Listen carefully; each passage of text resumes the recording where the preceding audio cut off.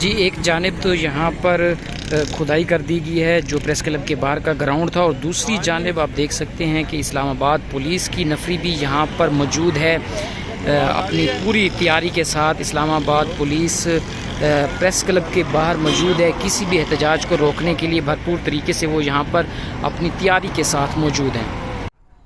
جس وقت آپ مناظر دیکھ رہے ہیں اسلام آباد پریس کلب کے باہر کے یہ مناظر ہیں۔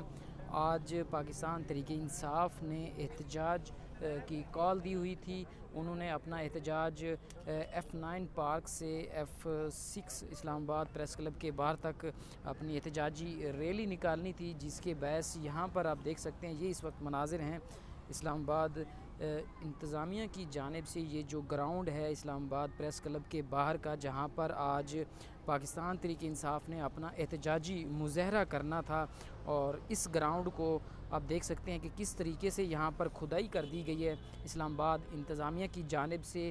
یہ اس وقت مناظر ہیں اسلام آباد پریس کلب کے باہر کے یہ مناظر ہیں، اور آج یہاں پر احتجاجی مظاہرہ ہونا تھا پاکستان تحریک انصاف کا، جس کی قیادت شیر افضل مروت نے کرنی ہے۔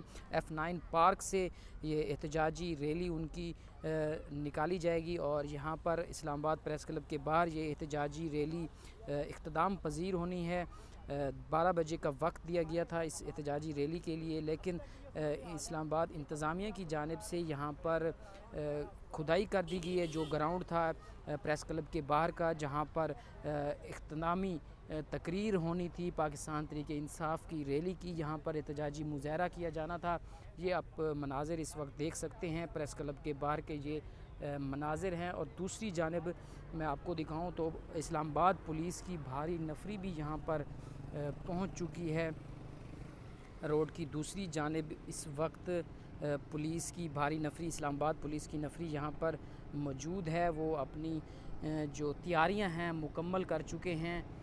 اس وقت یہ مناظر ہیں اسلام آباد پریس کلب کے باہر کے یہ مناظر ہیں۔